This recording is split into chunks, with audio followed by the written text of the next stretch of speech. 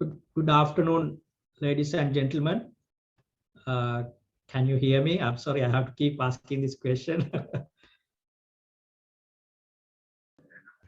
Yeah, we can hear you. Okay, thank you. Thank you very much.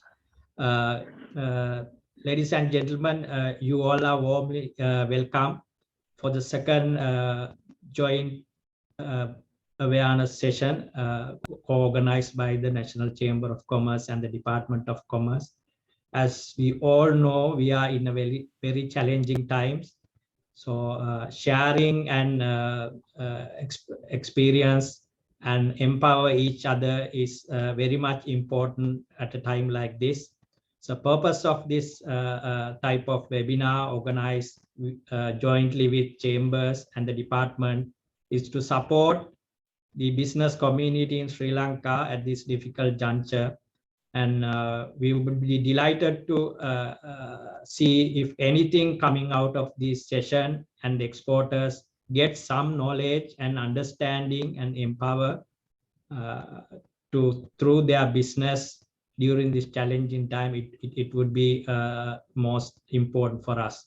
So having said this very few words, let me invite the Acting Director General of Commerce, Mr. Ananda Dharmapriya, to make very brief initial remark on this webinar.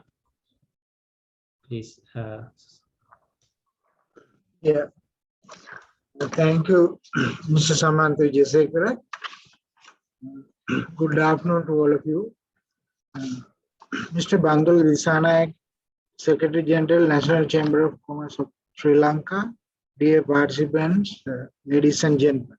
This department is delighted to partner with the NCCSL in this second joint awareness webinar for the year 2022. We have planned series of such events with other trade chambers and product association during this year, enabling us to engage with the business community more closely. Today, the webinar is expected to cover important aspects of GSP Plus, past, present, and the future.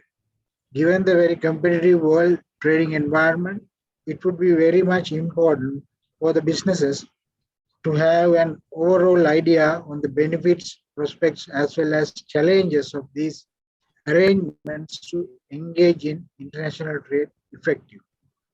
I wish to thank Secretary General and his staff at the National Chamber of Commerce for organizing this joint event and looking forward to work with the NCCSL and its membership in future as well.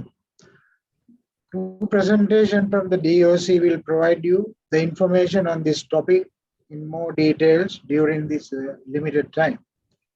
You may not get all the details and clarification during the session. However, the department is always open for you to consult respective officers and engage in deep discussion on these matters at any time. Due to the time constraint, I may not go beyond, and I wish you all the very best for the session. Thank you. Thank you very much, Mr. Dharmapriya. And we are organizing this with the support of National Chamber of Commerce.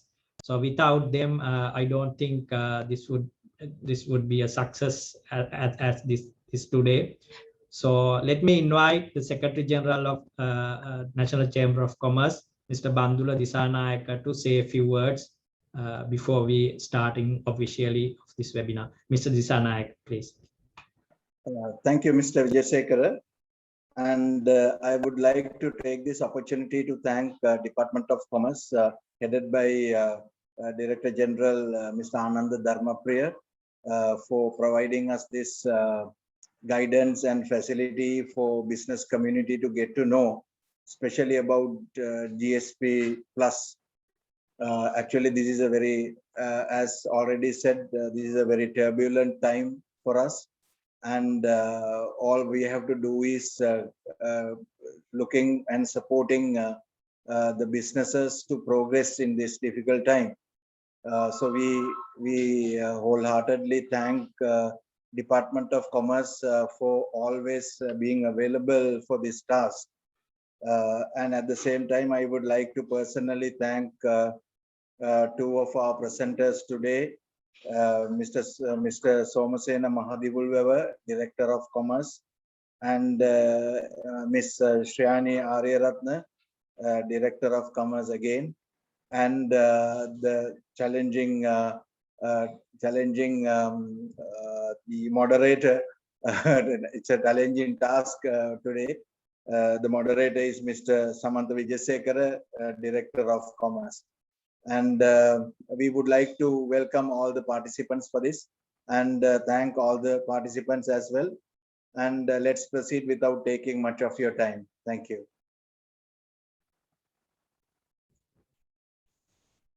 Thank you very much, Mrs. Sanayaka, for your kind words. And ladies and gentlemen, let me make a very brief announcement how we going to proceed these presentations. We have two speakers who will be speaking on this subject on different aspects. And there's a separate time allocated for question and answer at the end of this session. However, if you have any question, you are free to put into chat or Q&A. We will take those questions as well at the end of the session. So having said this, let me invite our first speaker is Mr. Somasena Mahadivulweva, Director of Commerce. Mr. Mahadivulweva is working with the Department of Commerce for about more than 20 years. So he has served in the Sri Lankan Foreign Mission in South Africa, Japan, and Rome. And he's vested with the Master of Economics in the University of Colombo, and he's right now reading for his PhD in economics. So having this very brief remarks, let me invite Mr. Somasena to initiate this presentation with this segment. Mr. Somasena, you can start, please. So, thank you, my colleague Samantha.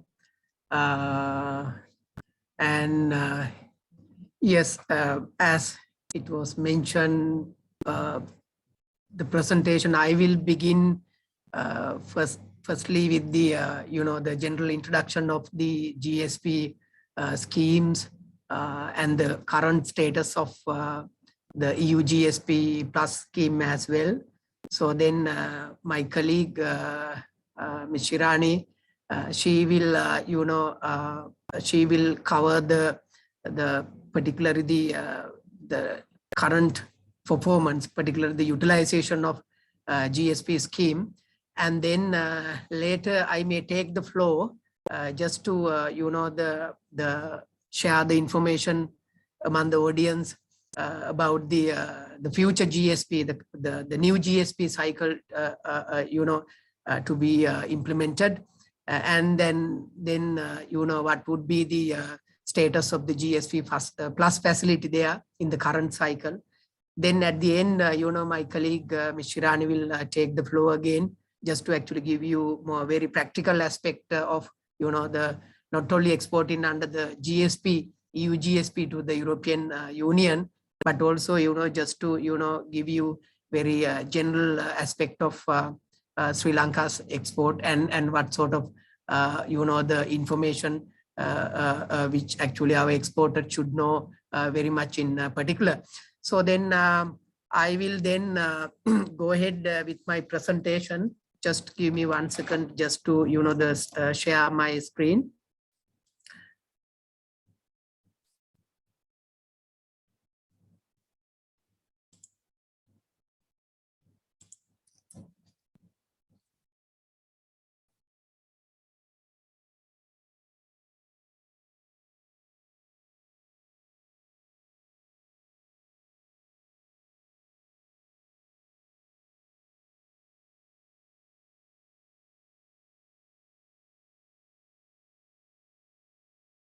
Oh, hope, ladies and gentlemen, we shared the PowerPoint presentation from this end. Hope you can see the screen now. Yes, Somi. If you can just Yeah, put into sure. the presentation mode, that would be great. Sure. Now, Samantha, it's clear.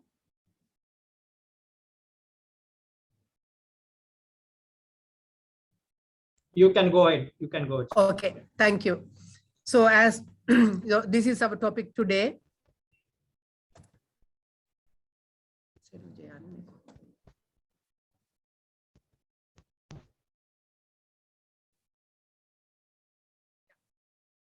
Oh, sorry about, the little stuck at the beginning. So this is what the, what we are going to cover today. Introduction to the GSP. The GSPs stand for Generalized System of Preferences. Generalized System of Preferences, GSP. And then Sri Lanka has been, the beneficiary of GSP. So then, therefore, we are going to discuss about the key stages, key milestone, where the Sri Lanka the got benefited, particularly the EU GSP scheme, which is our topic today.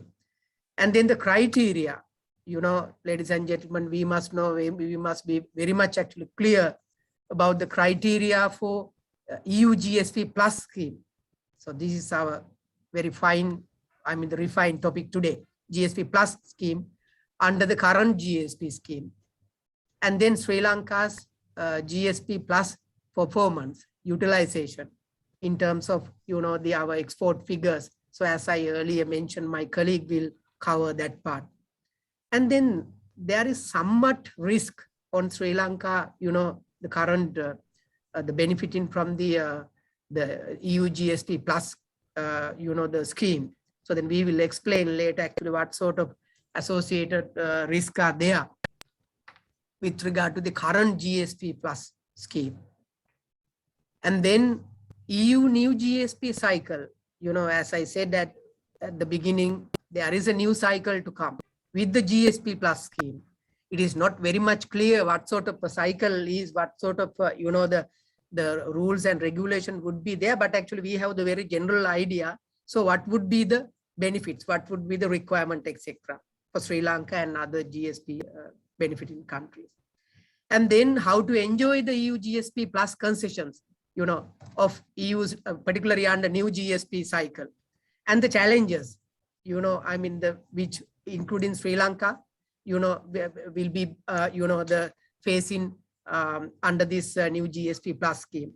Then, that it is somewhat relevant to, talk about little bit on the Brexit, the post-Brexit, the process, and then Sri Lanka's utilization of GSP plus concession.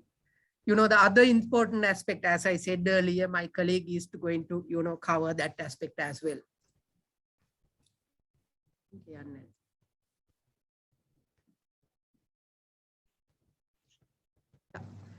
So the introduction. Ladies and gentlemen, before I actually move to my next slide, I wish to listen from the audience whether, it's the screen is readable or screen is available on your the laptop or the desktop there. Actually, screen is actually if you can put it on the PPT mode, presentation mode, it will be more visible.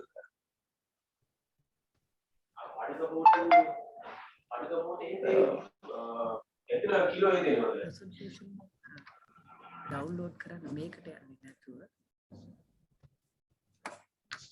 So I think I know you are in the presentation mode and moving, but due to some technical errors, it is not showing our screens. Even my screen is still on the first page, though you are in the second page. Yes. You are in the presentation mode, but maybe I don't know what is the problem. If you can just go back and share the screen again, maybe. Shall we then close and yes, if you can, yes. Now, okay. Now you are in the content page, but not in Now it's the okay. Huh? present. So shall I, in Yes. that case, go ahead with this mode? If you, yeah, if we Mr. cannot see Bandula, anything, this how- would be okay.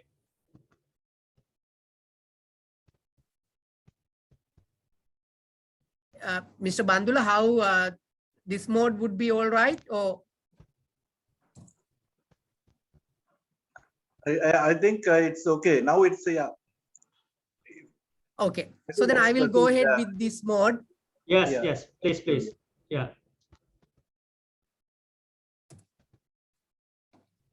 Thank you. The bringing the attention. So then I will quickly say about this content. Introduction to the GSP, the general GSP, which is stand for Generalized System of Preferences, and then the key stages where Sri Lanka involved in terms of EU GSP as milestone. Then criteria for EU GSP, particularly the current EU GSP scheme. Sri Lanka's EU GSP plus performance, particularly the utilization aspect, and then sort of such sort of the risk associate with Sri Lanka under the current GSP plus benefits, EU GSP new cycle, so we will explain later, and how to enjoy the concession under the new GSP cycle. Then the challenges for Sri Lanka benefiting from the new GSP cycle, new GSP plus scheme, and a little bit on post-Brexit and Sri Lanka's utilization of EU GSP plus concession. So as I said earlier, the other, the important aspect also, which will cover by my colleague, Ms. Shirani, about, the exportation of products to the EU market. Once again, ladies and gentlemen, hope this mode is fine with you. So then I'm going to actually start my, the relevant slide. So introduction of the general system of preferences, GSP. Ladies and gentlemen, I must say that this is the idea, came from the one of the international organization under the UN system, which is called UNCTAD, United Nations Conference for Trade and Development. The idea came in 1971. That's the, the time where I introduced the GSP scheme. So in this slide, I'm going to talk you, discuss with you about very general idea about the GSP scheme. Then that we this idea, this scheme was created, under the former GATS or the recent WTO. There is a particular legal clause called enabling clause, because that under the WTO or under the GATT, you cannot discriminate members. That, for an example, when EU is giving the particular GSP plus concession for us, some members may be perhaps affected, because it is sort of a, how can I say, the special sort of arrangement for the GSP eligible countries. Like such sort of arrangements are normally going against the WTO, this the most favored nation, the equality principles of the WTO and the GATT. To do that anyway, to introduce such sort of GSP schemes, even that free trade agreement, PTS, etc., there are different rules and regulations, carving out facilities given, created itself within the WTO and the GATT system. So enabling clause is the one that which gives the opportunity to, this discriminate, or how can I say, the breach this non-discriminatory principles. So in short, enabling clause is the one really, that the GSP concept has been created within the WTO and the GATT system. So there are 15 countries, 15 basically, they are the advanced economies. I would say sometimes industrialized countries. Some people may say the developed economies. Some people may say like, even the OECD countries, So whatever those categories really, there are 15 donor countries, I would say, for the time being. I mean, they are giving the facility, for the developing countries, such as Sri Lanka. So these are the countries. Armenia, former CIS countries, Australia, Belarus, Canada, European Union, which is the topic today here, Iceland, then Japan, Kazakhstan, New Zealand, Norway, Russian Federation, Switzerland, Turkey, UK. We have the latest very new GSP scheme under the UK after Brexit, and the United States of America. So those are the, the donor countries like. And then in any schemes, ladies and gentlemen, I'm trying to stress here, irrespective of whatever these, the donor countries, whatever these GSP schemes, normally, in general, there are, 3 types of schemes introduced in one GSP scheme. In some cases, maybe 1 type. In some cases, 2 types out of these actually 3 categories. In some cases, really, 3 types like. For an example, in the European Union GSP scheme, we have this sort of 3, the categories, 3, how can I say, the schemes under the one GSP scheme. So what are those basically? Basically, it's called the standard GSP scheme. It's a very general one. So it is normally offered for any developing countries.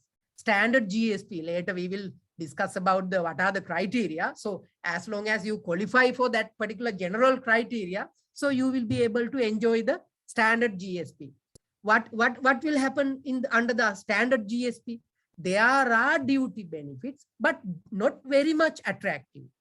Just like a flat rate, a percentage rate, for an example, in the EU GSP scheme, just a 3.5 percentile reduction would be there. Let's say for an example, for the apparel products in the EU, it has the general duty 10%. So what does it mean? The standard GSP benefit, once you deduct 3.5, so you have to pay 6.5, the percentage when you are exporting to the European Union. Let's say if under this standard GSP, that is the very basic idea, just a flat rate reduction. Then the GSP schemes they are particularly made up for, the LDCs, least developed countries. So LDCs, for an example, in the EU GSP scheme, there is a scheme called the EBA scheme, everything but arms. So the LDCs can export any items other than arms and ammunition, then they will get the duty free, purely 100% duty free. That is for the LDCs countries. Okay. Hope you follow me, ladies and gentlemen. And then this is the very important topic today, more deeper concessions, which is called GSP plus. There is a very long, very lengthy name for that facility, but actually we will get short, the particular word. It's called GSP plus under EU. So what is this GSP plus normally happen really? Whatever the selected product coverage, it will be given the zero duty concession. There is not like the standard, that particular flat rate, but there are qualification to be, qualified for that GSP plus. So then, but ladies and gentlemen, I'm trying to stress here, there are a couple of GSP plus schemes, including the European Union plus scheme, Swiss GSP plus scheme. There is another one, Norway GSP plus scheme. The very latest one is the, the UK GSP plus, which is the name board is for that UK GSP plus is it is called the enhanced framework. So then this is not the topic today. We are going to actually very strict to the EU GSP plus, the scheme. So that is what hope, ladies and gentlemen, you follow me. Actually somewhat clear, but actually you can ask any questions maybe later. So turning into the Sri Lanka's case, particularly with regard to the EU GSP and the EU GSP plus. Ladies and gentlemen, from the old time until 2005, we were enjoying the standard GSP benefit. So what does it, the standard GSP benefits, as I said earlier, it's a percentile reduction, such as, the 3.5 reduction from the whatever the applicable duty rate there. Then in 2005, for the first time, Sri Lanka qualified for, just one second. Sri Lanka qualified for GSP plus benefits in 2005. How that we qualified for that thing. It is, that there are separate qualifications, separate criteria. We will discuss later, but very briefly, that you have to comply with 27 international conventions. Very basically, we complied, we ratified, and we were effectively implement this 27 convention. Then we got the, in the year 2005, the GSP plus benefit. From 2005 till 2010, we were enjoying the GSP plus benefit. However, in 2010, it was, the loss for Sri Lanka because of some the criteria, because it was said, it was actually claimed by the European Union, Sri Lanka has not effectively implemented some of the Europe, what we call this international convention. Then we lost the GSP plus, and then we went back. Now there is a case, ladies and gentlemen, as long as you are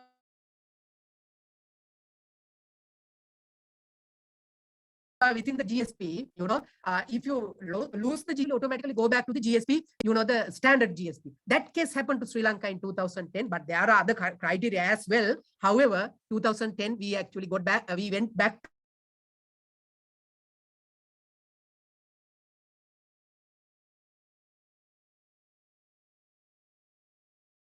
we apply for the the EU GSP plus facility. Then we actually got back the GSP plus facility in May 2017, and actually till now we are enjoying that GSP facility around nearly or around 6,300 items which are treated as the duty-free basis by the European Union. Then very important. Now, we were talking about, we got back GSP plus, we lost, and then we got back something like that. So what are these criteria? We must know very clearly that we should be actually very much familiar with this criteria. So ladies and gentlemen, I, as the Department of Commerce, my team, decided present you those criteria in 3 categories for the benefits of you, easy to understand it. What are those 3 categories, really criteria? 3 categories. GNI criteria, gross national income criteria. That is one of the, criteria. But I must say that even for you to be a normal standard GSP beneficiary, still you have to qualify for this GNI criteria. We will explain later. Then the second category, second criteria, economic vulnerability criteria. There are 2 criteria under which really, like diversification criteria and the market share criteria. I will come back again. Then the third criteria is, it is very important, these 2 wordings, ratification and the effective implementation of 27 international conventions.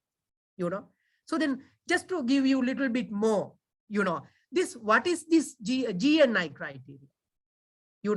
Every year, the World Bank, they are classifying the countries in different how can I say, the income status. As long as a country categorized, not categorized as upper middle income country, in other words, LDCs, or as a lower middle income countries, you are, the technically qualify for the GSP facility. So that is what the GNI criteria. So later we have the slide really to give you about the current levels of our GNI, but this is the very prime criteria, I would say, Then the economic vulnerability criteria, there is a one criteria for diversification status. Even though you are in a GNI category, respective category, not being a middle income country or the higher income country, in other words, you are as a LDC or you are as a lower middle income countries, still you have to qualify this diversification criteria to get the GSP plus facility. What does it say, that diversification criteria? The applicant, let's say Sri Lanka, 7 largest GSP covered product sectors should cover more than 75% of its total GSP export to the particular market called EU. I will repeat, ladies and gentlemen, out of your total export, 7 largest GSP covered sectors should cover more than 75%.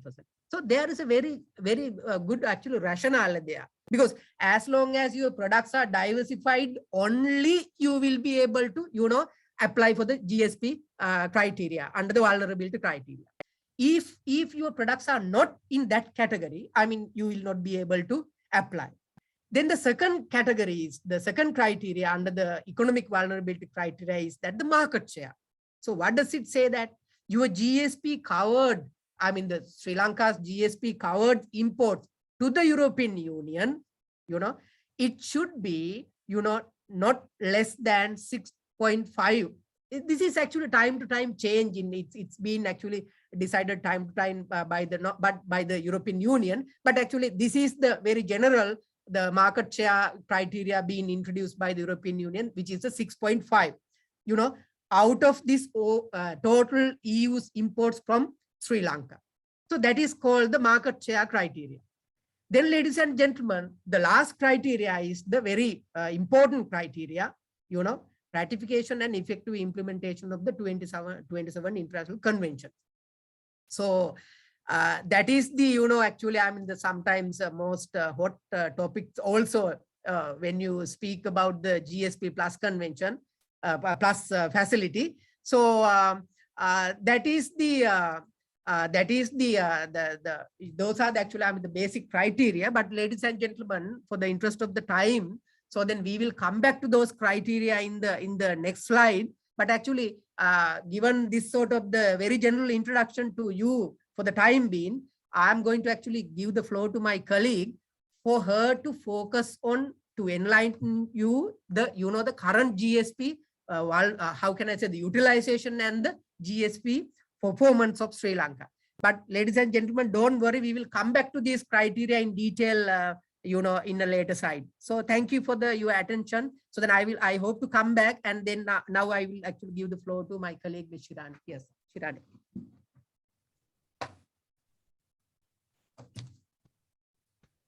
Ladies and gentlemen, until Ms. Ariyaratne take the floor, let me briefly explain her expertise on this subject. Ms. Ariyaratne, also Director of Commerce, in charge of the Rules of Origin Division of the Department of Commerce. And most importantly, she works in the Sri Lankan mission in Belgium, Brussels, Belgium. That is the focal point for the EU relationship with Sri Lanka. And she's having a wealth of experience and knowledge on practical as well as policy side of EU GSP, purely because of the work in that mission and closely work with the EU authorities and people responsible for this EU GSP. So with this short introduction, let me hand over the floor to Shirani again to continue with this presentation. Shirani, please. Thank you very much, Samantha. Thank you also for the NCC for organizing this important event. As my colleague, Mrs. Thompson, explained to you, there are so many criteria we have to qualify to gain the GSP plus facility. With that fulfilling of several criteria, and there's a monitoring process. With all these difficulties we gain this GSP plus, but let's check how far we utilize this GSP plus concession.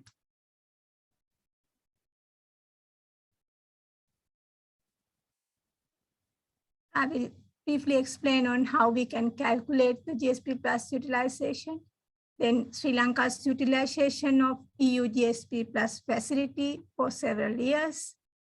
Then I will explain EU imports from GSP plus other beneficiary countries and utilization rates in 2020. Then you can get more idea about under each product sectors. And again, reasons for the underutilization of GSP plus concession. And I have selected some product sectors for further expansion of Sri Lanka's exports, which can enjoy more benefits under the GSP plus facility. Why it is important to calculate the GSP plus utilization.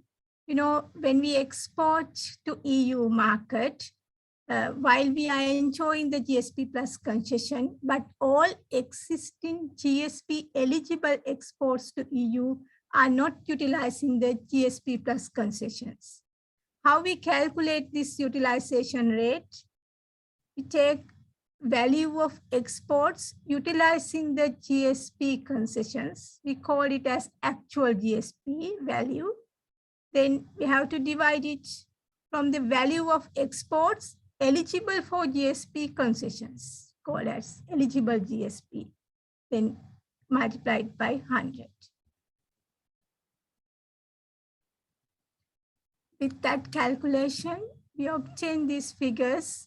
From 2016 to 2020, our total exports to EU, you can see in the second column, that is euro million. We take it 2016, 2,402. That is total exports. But eligible exports, as my colleague mentioned, we are getting 6,300 products under GSP Plus facility.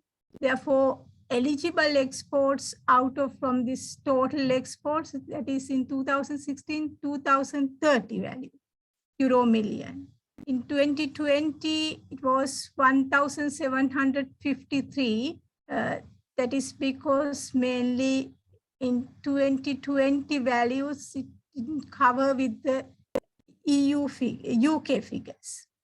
Then actual GSP exports, you can see the difference even when we exports under eligibility criteria, 2030 value of euro million, but our actually benefited GSP Plus concessions, it is nearly 0.5%. 1,106 in 2016, 2017, 1,241. That is actual GSP exports, but our eligible exports, 2,264. You can see the utilization percentages we calculate according to the earlier formula. Even 2016, there is 55%. Again, 2017, 55%. 18, 19, 20, little bit increase, but however, still we utilize only 63%.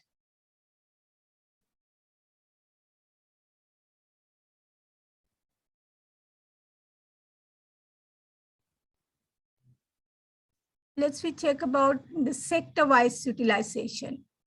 You know, our major export to EU is apparel. It contains the 61 and 62 chapters. Our utilization rate is 51.75%. That is mainly because of the stringent rules of origin criteria, as it is required double transformation. It means from yarn stage to fabric, then fabric to apparel. We have to qualify for that. Under the rubber product sector, we utilize 96.38. That's mainly because of the mostly wholly obtained rules of origin criteria and also with value-added rules of origin criteria. Then fish products also, we are utilizing over 99%. Edible preparations also over 96%. And bicycle exports, that's mainly with the more value addition criteria, but we utilize 96%. In the apparel accessories, relatively less stringent rules of origin criteria compared with the apparel exports, but our utilization 77%. Then electrical parts, that's also value-added stages, only 41% utilized. Then in the toys sector, both wholly obtained and value-added criteria, we utilize 86%, 94% in 2019. Then headgear parts, 87%, tea and spices, 73.99%. Let's check what is the reason for this.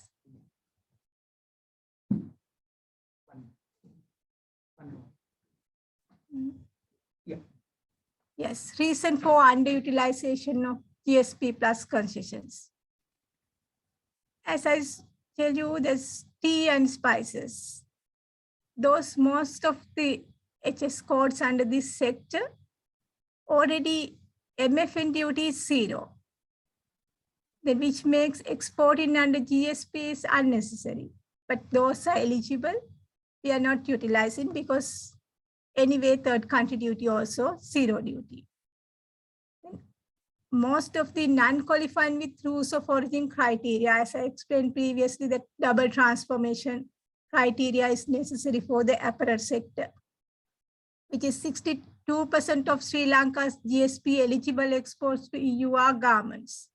Then 48% garment exports are not utilizing the GSP concession due to not qualifying with the rules of origin criteria. It means when we use the fabric import from China and manufacture garment in Sri Lanka, and when we export those apparel products to EU, we cannot obtain GSP plus concession.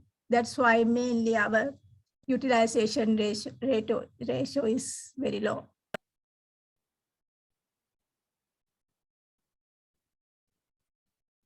Also, we can see some of our exports are disqualifying.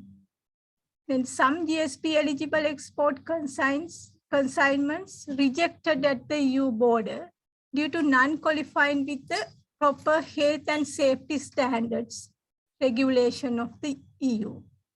I will explain this at the second stage in more details. Then further, due to anti-dumping duty, as you are aware, our bicycle exports are facing anti-dumping duties. It's because of the circumvention trade practices according to the EU investigation. Then although our utilization is higher, but total exports of bicycle, now it getting lower due to the circumvention trade practices and the anti-dumping duty imposed. Also, our expansion of existing export volume and the expansion of the Sri Lanka's export basket. You know, our export basket from many years, still we are exporting the same products. That's one of the major reasons we cannot expand our GSP utilization. We are exporting half of our export quantity, that is apparel still. As I said, some export consignments still rejecting. There are one reason some of the export consignments rejected due to not registered with the EU as novel food. We want to expand our export basket, but even when we are expanding our export basket, if we not qualify with those new products in the EU market, like not registering with the EU, then those products also will reject it.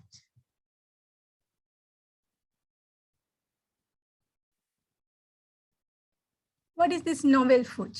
A notification on traditional food from a third country in order to obtain clearance for export to the EU. Novel food can be newly developed one or innovative food produced using new technologies and production processes, as well as food which is or has been traditionally eaten outside of the EU. Example of novel food include new sources of vitamin or extracts from existing food, agricultural products from third countries, like some fruit juices, even if those are newly introduced to the EU market, or food derived from new production processes, like from mushrooms and yeast, like that. Then rapid alert system for food and feed, called as RAF, notification on the rejection of consignments from Sri Lanka, which have been used due to unauthorized novel food in the EU market. We are receiving notifications from EU member states, and some of the rejection is due to this not authorizing in the EU market our novel foods. You can find more information on what are the list of authorized novel food using this link. We will share this presentation with you.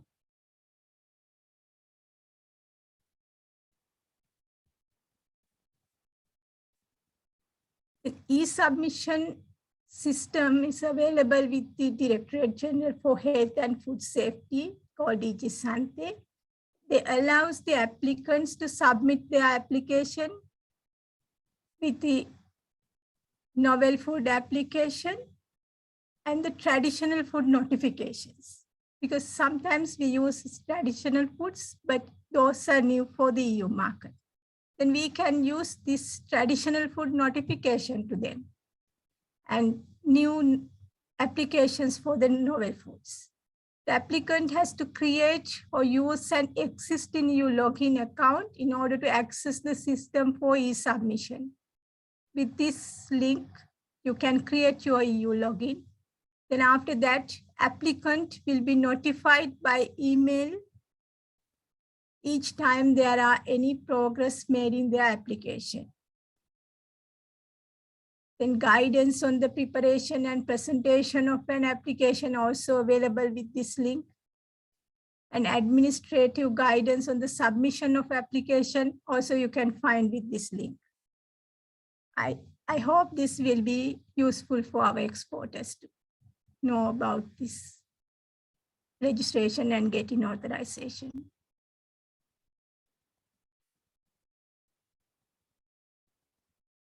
As I explain you, I will share now with the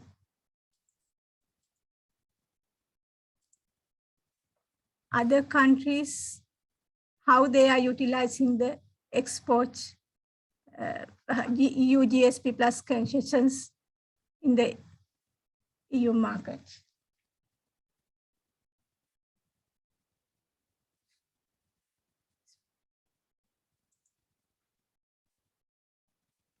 Yes, according to the, hope you can see my screen.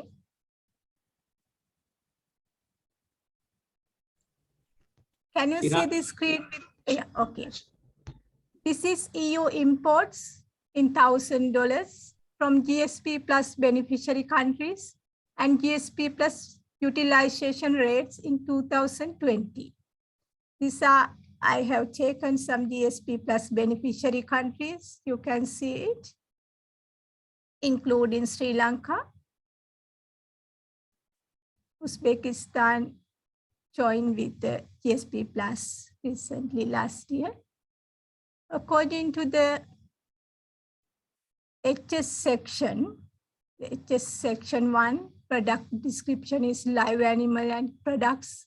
Then you can see how Bolivia's total exports, dutiable means eligible exports, and GSP received means actual GSP.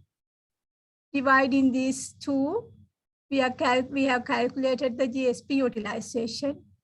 You can see how other countries are utilizing GSP plus concessions in all these product sections. I hope this will be useful for you to understand and you to find what are the sectors we can further expand our exports to EU utilizing the GSP plus concession.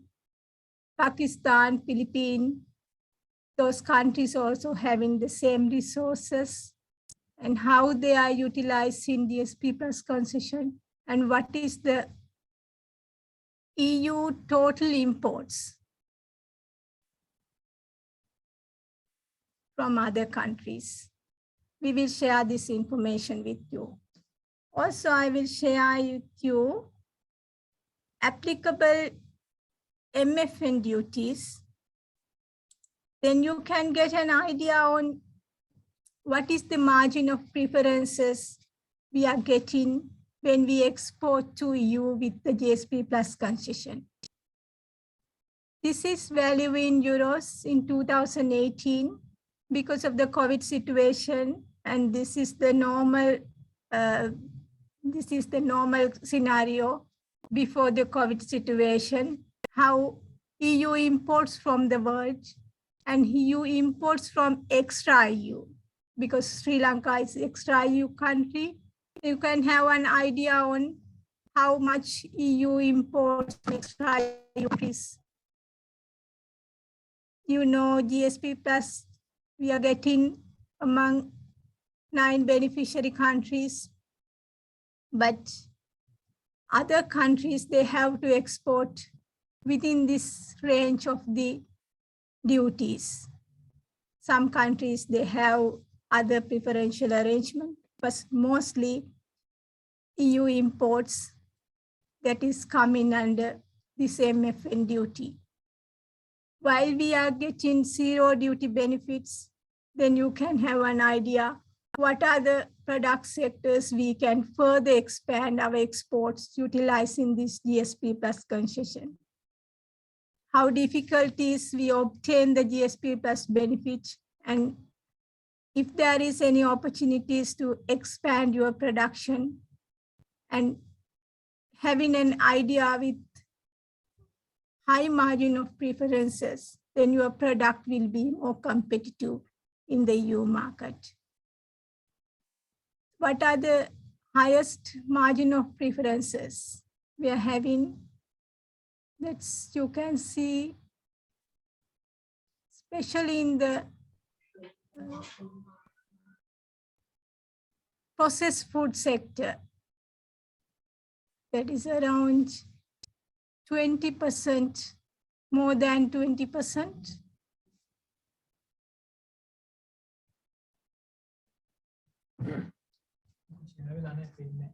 Oh.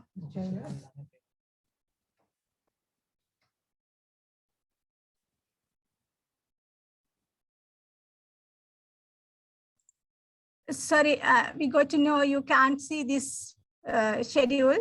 I will close and we'll share it again.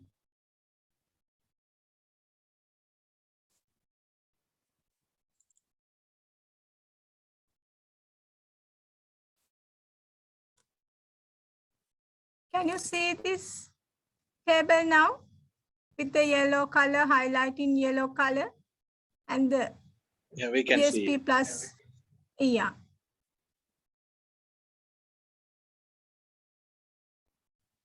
It's included GSP plus concession is zero duty, and the third country duty range for the each product sections identified having high margin of preferences. It means over 10% of margin of preferences. Margin of preferences mean I explain MFN duty for the third countries.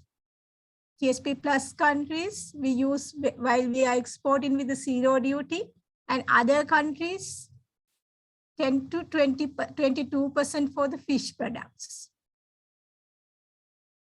You know that standard GSP, they are having different duties, but not the zero duty. According to the GSP plus beneficiary country, we are using this margin of preferences, but our exports, we are not fully utilizing that. You can have an idea on how far EU imports from extra EU countries, and you can think about what are the areas we can expand our exports to utilize more benefits under the EU GSP plus scheme.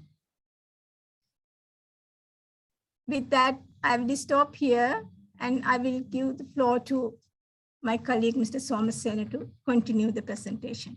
Thank you.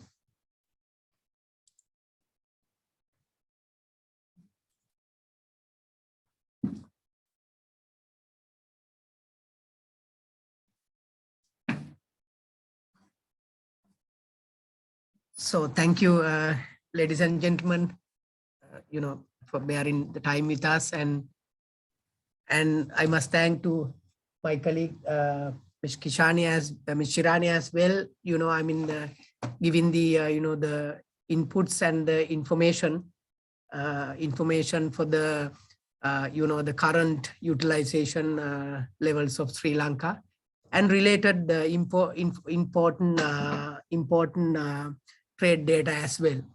So, ladies and gentlemen, I will again, focus on, the GSP plus benefits. You may remember that we were talking about the criteria. In relation to these criteria, ladies and gentlemen, we have some sort of risk associated under the current GSP scheme, current GSP plus benefits.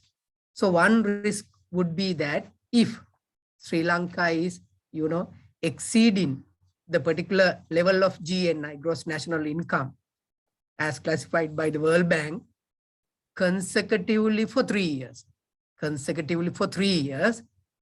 then that any country would be, removed or would be taken out from the facility. As I said earlier, even the facility of the standard GSP, because you are, according to, what does it mean by if you are upper middle income country for consecutively for 3 years means you are getting rich. So this is what the table, just to tell about the levels of this GNI of Sri Lanka, the real data. Normally the World Bank, publish the data in a particular year for the previous year data. That's what the practice has been. So the latest published data is for the year 2020, which was published in 1st of July 2021. The 1st of July 2021, which were published for 2020, says that, from US dollars 4,096 to 12,695, those are categorized as upper middle income countries. But you will see that Sri Lanka is out of the range, below this range. So let's say if that the risk is this real, if Sri Lanka is to, kept away from the GSP plus facility, consecutively, Sri Lanka has to be within this particular range of upper middle income country. But it is not the case here. So therefore, for the data published by the World Bank, GNI data published by the World Bank, so far, Sri Lanka is safe. I would say Sri Lanka is safe in terms of the GNI. So we will see what will happen really. That when the World Bank is publishing by, the July this year for the 2021 data. But even though it's published, let's say for an example, hypothetically, we have exceeded that particular, the upper middle income country level category, that has to be continuously, happen for 3 years. That's also the one condition. But given, the actually world recession and the world, the economic issues in the country as well. But I don't think that actually currently we will associate this risk for the time being. Okay, that is one risk for the current GSP plus benefit, as I explained earlier. Hope it is clear to you, but actually maybe if it is not clear, you can raise the questions during the Q&A session. Then the next risk is that, as we discussed earlier, there are 27 international conventions. We will show you the list later. That international conventions, for you to continue of benefiting the GSP plus, so you have to, ratify and, effectively implement. So the so-called effectively implementation is checked by the European Union through their monitoring mechanism, as my colleague mentioned, through the monitoring mechanism, time to time, regularly, on regular basis, they are monitoring. In EU, from the other those monitoring the reports and their missions in here. They are coming to Sri Lanka as well. Even actually recently they visited here. So then after assessing all those things, they are publishing reports. Simply say that after publishing reports, whether Sri Lanka is effectively implementing these categories or these international 27 convention or not. Okay. Let's say if it is given the proof that to say that Sri Lanka has not effectively implemented these conditions of these or the provisions of this 27 convention, then there is a risk of Sri Lanka. So there is a risk already triggered in the EU Parliament in June 2021, particularly aiming the Sri Lanka's human rights the situation, particularly on the PTA, Prevention of Terrorism Act. It is already, started there. But fortunately, the government of Sri Lanka is actually trying, and giving the priority and giving actually, how can I say, the focus for this thing, and now, addressing these concerns. So, actually, even the recent past also, there had been some developments with regard to, the PTA, so, the government is working. So that is therefore, I would say, the second risk to say that Sri Lanka has effectively implemented. That's a risk. As long as you can say only, you will be actually able to enjoy this benefit. Then that there are other international, the obligations to qualify. Like you cannot export the products made out from or by using the prison labor. You cannot export, you cannot transit the illicit drug. Even you cannot actually do anti-terrorism and money laundering international activities. There are, the convention that the Sri Lanka has entered into with the not only for the European Union, with other countries, even with the UN as well.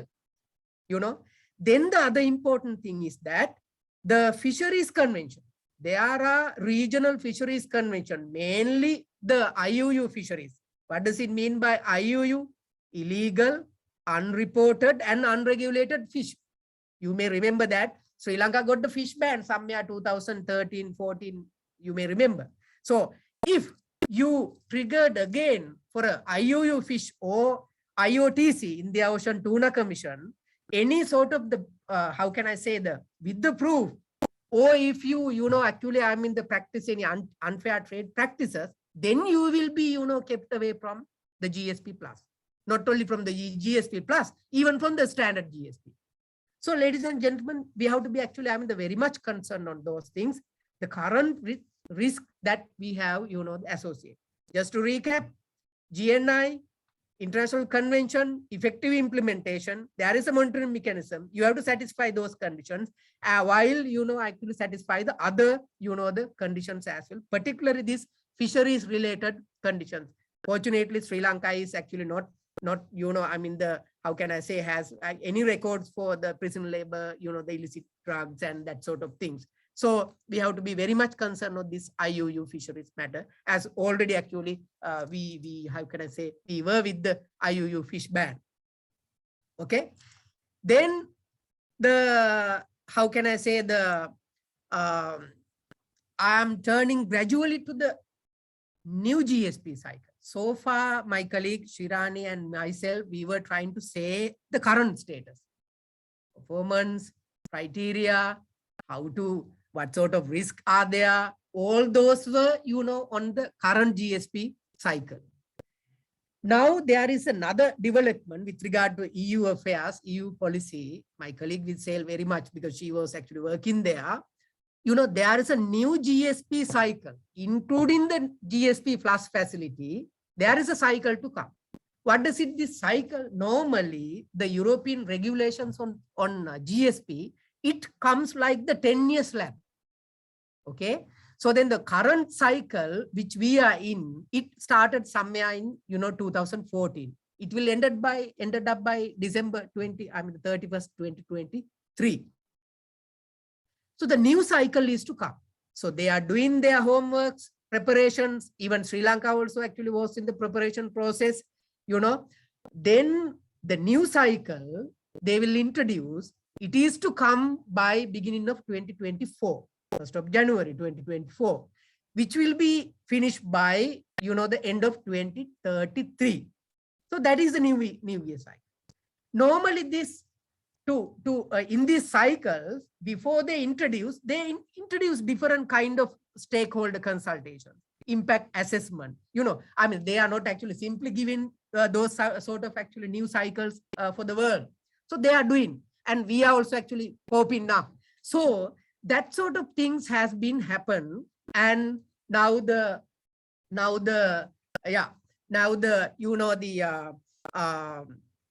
new cycle, under the new cycle, they have published a sort of the draft regulations. So ladies and gentlemen, when we share this PowerPoint presentation with you, you will see that, that particular draft regulation is there. So we are going to go ahead with the future, actually few slides based on that draft regulations. So these draft regulations normally say that, there are now for the time being, there are 27 conventions. This draft regulations have added another 6 new conventions. Fortunately, those have been ratified by the Parliament of Sri Lanka. So then what the EU is going to check, if you are going to apply for GSP Plus in the new cycle, we have to show that the effective implementation, not only the current 27, the international convention, but also in the other 6 conventions, right? Not only that, ladies and gentlemen, under this 33 UN conventions, you have to prepare, Sri Lanka has to prepare action plan. This is the very new thing. Earlier it was not there. Earlier it was simply said ratification, effective implementation. Effective implementation will be justified or checked by the monitoring mechanism. Now they have introduced 6 new conditions. How can I say the UN conventions? And then for those 33 together, you have to prepare the action plan. The government of Sri Lanka has to prepare the action plan for each of these conventions, which is very big. It's a sort of a challenge. Okay. So the Minister of Foreign Affairs of Sri Lanka, there is has to lead actually this process. It takes time, but actually, that it has to be actually done in advance. So this is the situation, with regard to the current conventions, 27 conventions. Letters may be little small, ladies and gentlemen, but actually don't worry. So these conventions, are there, and we have already lived with these conventions. And, so when you get the PowerPoint presentation, you will be actually exactly see that, readable, on those 27 conventions. And these are the new conventions. So altogether 33 additional 6 conventions, right? Okay. So how to then enjoy this? The current benefit. Now, anyway, Sri Lanka is benefiting the GSP Plus right now. Now, in the new cycle, how to get that benefit? The EU itself, with their current regulations, they have given a passage to Sri Lanka, the countries like us. It is a sort of the entitlement, as long as Sri Lanka get benefit or maintain the status of the beneficiary by 31st January 2023. By 31st January 2023, as long as Sri Lanka is benefiting, you will be able to apply for, the GSP Plus facility in the new cycle with action plan, etc., with new UN convention, 6 convention. Sorry, ladies and gentlemen. By latest 31st December 2025. So this is what the very basic rule says. Just to say again, as long as you are benefiting from the EU GSP Plus by 31st January 2023. So you can reapply. You should reapply. Sri Lanka should reapply for the benefits, latest by 31st December 2025. So then during which period you will be eligible, you will continue to get the benefit.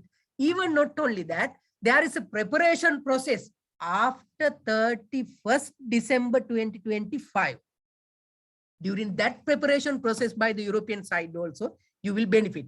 That part, it is not very much clear yet, but actually we are waiting for the final, the regulation. The regulation will say that until exactly what time Sri Lanka will be benefited.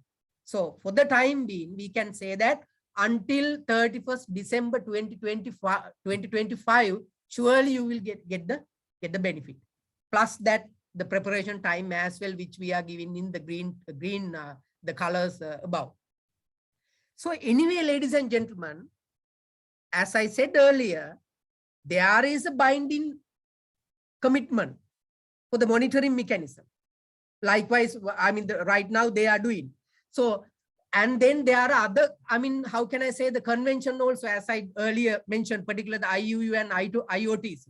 So subject to all those things, Sri Lanka will be able to get benefited from the new cycle. But remember, ladies and gentlemen, it will not automatically come. So why I say automatically come, it will not automatically come. There are challenges. So those are the challenges, the first challenge is that already in the European Union, European Parliament, they have initiated some sort of, the resolution under the current GSP scheme. So then therefore, we have to be actually very much careful not to be, actually Sri Lanka to be categorized as the GSP removed list. If you remove, then you will, lose that the 31st, the 2023 entitlement, then you will be, out of the EU GSP plus benefit. So that is one challenge, really, even though you are entitled. So therefore, our government is very careful on those things. Already, the started of addressing all those human rights and related things. So therefore, it's a challenge for the Sri Lanka. Then the second challenge is that submitting the action plan. Submitting the action plan. This is the first time, it is been mentioned in the European Union GSP plus regulation. That's why I say challenge. Our government itself has to say that these are the action plans to achieve the effective implementation of all those 33 conventions. It is not easy, So anyway, the government is, the government has to, prepare those action plan when we are applying for the, the GSP plus latest by, 31st December 2025. But since preparing the action plan is a huge job for 33 convention, so we have to start those actions well in advance, I think through the, the official channel. So then it's been addressed. So particularly the Ministry of Foreign Affairs led process has to, take the action. So it has been already communicated through the diplomatic channel, I think. So the ministries are under attention. Then the third challenge, GNI. Again, as I said, as I shown in the previous table, if GNI, Sri Lanka categorized as the upper middle income countries consecutively for 3 years, which is very important, not only 1 year, consecutively for 3 years, exceeding the, the lower middle income country status, then there is a risk. But as I said, given the world issues and the economic issues in Sri Lanka, there is some sort of hope in terms of this GNI categorization. So, ladies and gentlemen, that is the, the risk or the challenges, associated with the how can I say, the GSP, our expectation under the new cycle. Then again, ladies and gentlemen, please pardon me. So then I am going to give the floor to my colleague again just to talk about actually a few of the latest things, and then I'm pretty sure actually she will cover within very few minutes, and then we can actually the focus on the Q&A session. Ladies and gentlemen, we are little lagging behind, but I'm pretty sure actually those should be actually discussed in a very, very descriptive manner. So then my colleague, I'm handing over floor to my colleague, and then I am also getting ready for the Q&A session after this classification. Thank you for the attention. Thank you.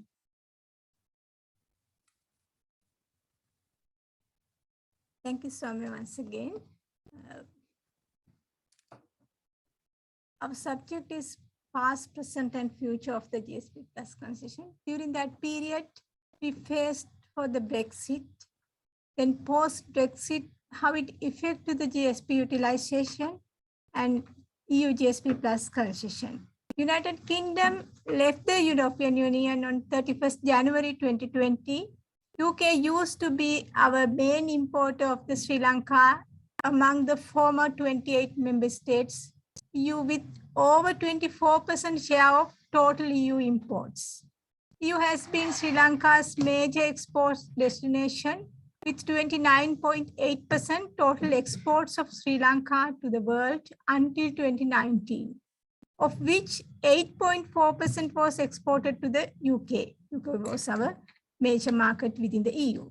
Accordingly, raw materials imported from the UK to produce export items to the EU in the post-Brexit period after 31st December 2020 is not qualify under the bilateral accumulation for GSP preferences. That is one of the main effects we are facing for the EU GSP Plus concession, but it is not much affected because we are not using much raw material from UK.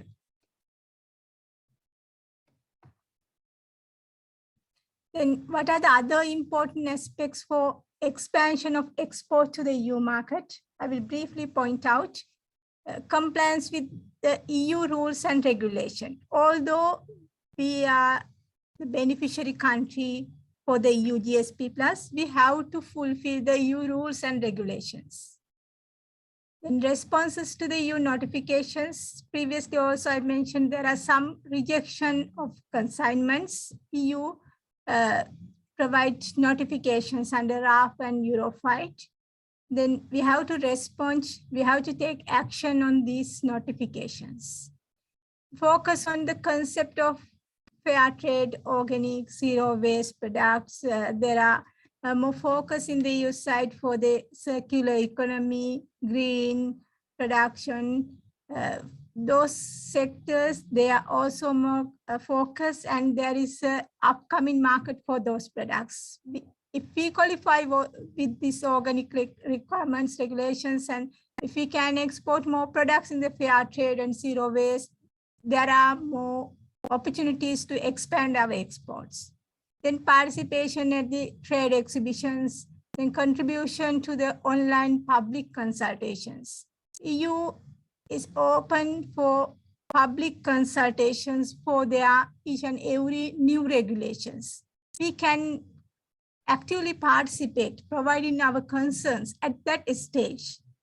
They will consider our ideas, comments, observations with that platform. It is open for everybody from the mission, Sri Lanka mission in EU. We are providing this information, but less responses from our side. You can provide your inputs for these public consultations. And active participation in the virtual business networking activities. During the COVID period, many EU countries, they open virtual platform because we couldn't participate physically for the exhibitions. But for that, and also because I was there in that period, I face it is less participation from our side. We are not utilizing that opportunity. That is free of charge. Even one exhibition is coming in next couple of months for the European ICT fair. There are much opportunities. Please join with that.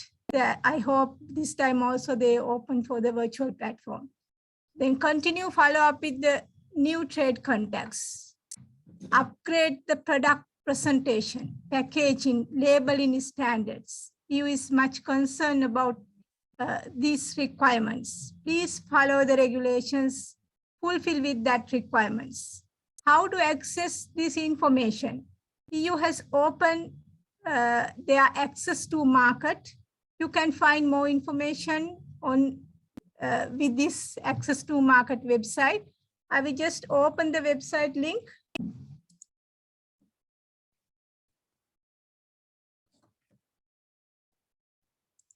Maybe some of you are aware on that, but hope you can see this access to market website.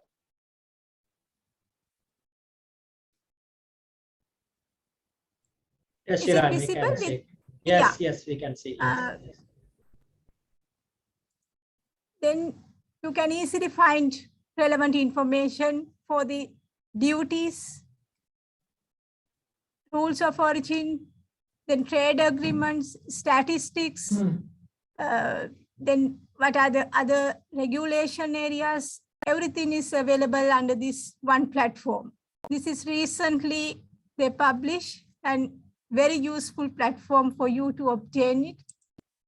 You can see all tariff, taxes, rules of origin, regulations, statistics, how other countries utilizing the GSP concession. Also those information I obtained, I also use this website for the past periods. You can check with all this information using this important web link. Thank you very much. Now the time is for the Q&A.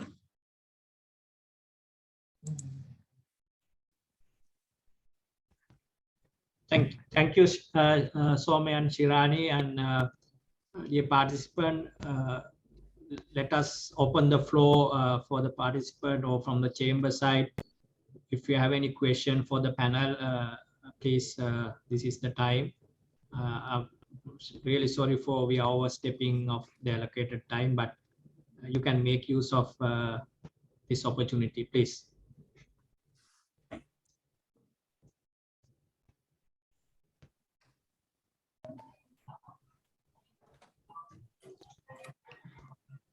Hi, Samantha. This is Rosni, and I'm from MS Holdings. If there's no one else, can I bring up a suggestion and a question as well?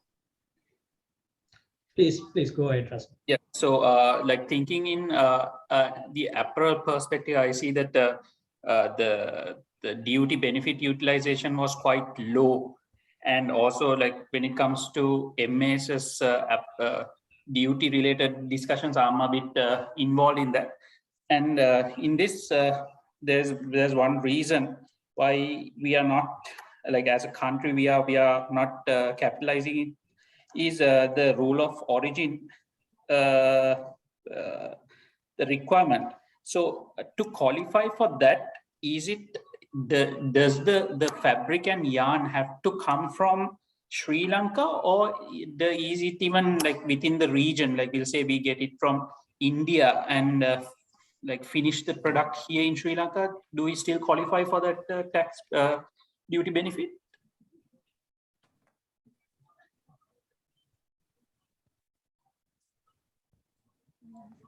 Yes. Some? Shirani, Yes, please. Samantha. Shirani is going to take the floor. Yeah. Right. Yes, because of the time factor, I couldn't go more details. But as you mentioned, there is some exceptions. Okay. We can use the SAC accumulation. Even any countries from the SAC region, you can use that. Further than that, EU raw materials is eligible. That's why I mentioned previously, UK raw materials was also eligible for that. But after the Brexit, now we cannot use UK raw material, but from EU and the SAC countries you can use. Further, there is an facility for the cross-regional accumulation. Maybe you are aware, we have already submitted cross-regional accumulation request for the cross-regional accumulation to utilize the Indonesian fabric. It is still in the process of that. And also there is a pending application. We are still in the process for finalizing for the extended accumulation to use fabric from UK Vietnam and South Korea. Those are in the line. Okay, thank you. Submitting the And application. also in terms of a suggestion that I would like to make is, if we look at the cotton and synthetic apparel, this is mostly related to apparel. Like when you look at synthetic and cotton, I believe Sri Lanka and also the regions which falls under SAARC and the EU, like we are able to source the cotton related fabrics or yarns within these regions, but there is a challenge when it comes to synthetic materials, and that's where I believe we mostly get it from Taiwan and China, and that could be a reason why we are losing out on this trade benefit. So if I may suggest, if we can look into or promote Sri Lanka for investors to come in this space, the synthetic space, I think that will be a very good, very big opportunity that we can capitalize on. Just a suggestion that I thought would be worth putting forward. Yes, Rosni, actually, during the last investor forum also, BOI also highlighted this matter, and we have Fabric Park. We are giving more awareness on that sector, and we are trying to get EU investors in that synthetic fabric manufacturing process. Perfect. Thanks. That's it for me. Thanks a lot for this. Thank you.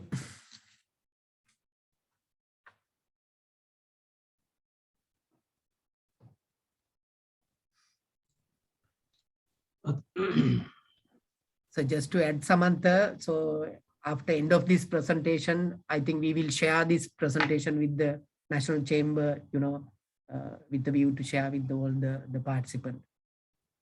Yes, yes. Ladies and gentlemen, thank you very much. Of course, we will share this presentation.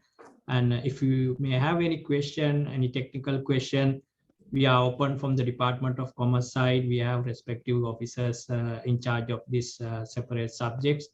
Please feel free to contact us at any time and get the clarification from these officers. So having said this, I'd like to thanks again for National Chamber of Commerce for partnering with us for this webinar. And let me hand over the floor to the Chamber of Commerce if they may wish to make any final comments. And from our side, thank you again for everybody for attending this webinar. Chamber, this is over to you, please. Yeah, thank you very much, Mr. Vijayasekara.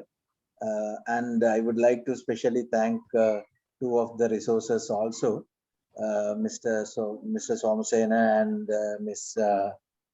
Aryaratna. And we, just like Mr. Vijayasekara mentioned, we will share the presentation with all the participants on email. And we hope to continue more and more sessions like this. So thank you very much. Thank you very much. Sorry.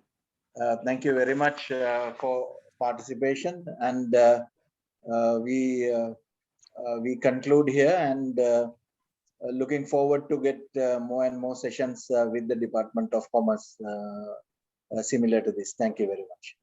Thank you. Thank you very much. Thank you. Thank you. Thank you.